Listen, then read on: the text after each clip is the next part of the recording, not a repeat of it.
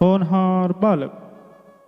एक दिन की बात है जब उन दिनों इंद्रगण में एक राजा राम मूर्ति का शासन था। वे एक वीर, साहसी एवं दृढ़ निश्चयी राजा थे। उसके राज्य में सर्वत्र सुख एवं समृद्धि थी। राजा राम मूर्ति को अपने राज्य के वैभव, अपनी संपदा पर बहुत घमंड था। उसकी शक्ति को देखकर कोई भी पड़ोसी राज्य उसके राज्य पर आक्रमण करने की बात सोच भी नहीं सकता था। अपनी सुदृढ़ राज्य व्यवस्था को कारण राजा का अधिकांश समय मनोरंजन एवं आखेट में ही व्यतीत। एक दिन राजा राम मूर्ति जंगल में आखेट की तलाश में इधर उधर भटक रहा था, किंतु उसे जंगल में कोई भी शिकार नजर नहीं आ रहा। चारों ओर सन्नाटा था। राजा की निगाहें चारों दिशाओं में घूम रही थी। तभी एकाएक उसकी निगाहें एक बालक पर पड़ी, जो एकाग्र होकर एक पेड़ के नीचे बैठा कुछ कर रहा था। यह देख राजा को बड़ा आश्चर्य हुआ कि आखिर यह बालक कौन है जो इस भयानक जंगल में अकेले ही निर्भीक बैठा क्या कर रहा है। राजा शिकार की चिंता छोड़ उस बालक के पास जा पहुंचा।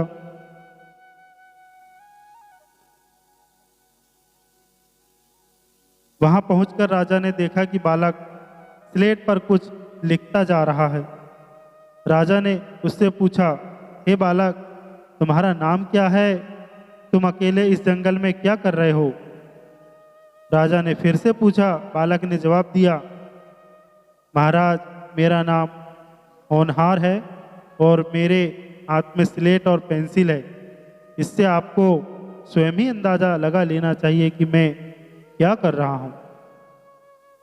अब आप अपना परिचय तो दीजिए कि आप कौन हैं। राजा ने जवाब दिया, बेटे, मैं यहाँ का राजा राम मूर्ति हूँ और यहाँ जंगल में शिकार करने आया हूँ। फिर राजा ने उस बालक की ओर देखते हुए आगे कहा, तुम्हारा नाम मुझे कुछ अजीब सा लगता है। भला होनहार भी कोई नाम होता है? इस पर बालक ने उत्तर दिया, हे राजन, मैं तो छोटा सा बालक हूँ, पर आप तो महान सम्राट हैं। क्या आप इतना भी नहीं समझते कि कल मैं नवयुवक हो जाऊंगा तो मेरे कंधों पर कर्तव्य का भार आ जाएगा? मैंने अपना नाम होनहार रखकर क्या गलती की है? क्या आपको ऐसा नहीं लगता कि हर बालक कल का होनहार है? बालक ने कुछ क्षण विराम लेकर राजा से आगे कहा, हे राजन, आज जंगल में अपने प्राण संकट में डालकर आपसे मिलने के ही लिए यहाँ बैठा हूँ। क्या आपने कभी ऐसा सोचा है कि यह राज्य आज बाल शिक्षा की उपेक्षा कर कल के भविष्य को अंधकारमय बना रहा है? आप तो आखेट और वन्य जीवों की हत्या कर अपना मनोरंजन करते हैं, क्योंकि आपके पास कोई काम नहीं है। हे राजन, क्या आपने आपके बालक को होनहार बनाना आपका दायित्व नहीं समझा? बालक की बात राजा राम मूर्ति के मन में गहराई से बैठ गई। उसने झुककर बालक को उठाया, उसे अपनी छाती से लगा लिया, फिर बोला, तुमने मेरी आज आंखें खोल दी।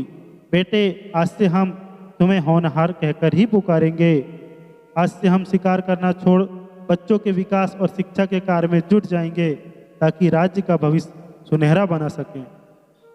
उस दिन के बाद राजा ने बच्चों की शिक्षा दीक्षा पर विशेष ध्यान देना शुरू कर दिया।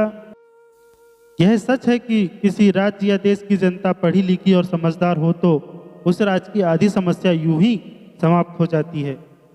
इतिहास साक्षी है कि जिस देश में शिक्षा है वह देश होनहार साबित हुआ है और वहाँ सर्वत्र सुख और शांति रहती है। वह देश धन और वैभव से ही परिपूर्ण रहता है। इसलिए हम सभी को बच्चों की शिक्षा पर विशेष ध्यान देनी चाहिए। दोस्तों, आपको वीडियो कैसा लगा कमेंट्स में हमें ज़रूर बताएं और अभी तक आपने अगर चैनल को सब्सक्राइब नहीं किया है तो अभी सब्सक्राइब कर लीजिए और बेल आइकन के बटन को भी दबा दीजिए। पूरा वीडियो देखने के लिए आपका बहुत बहुत धन्यवाद।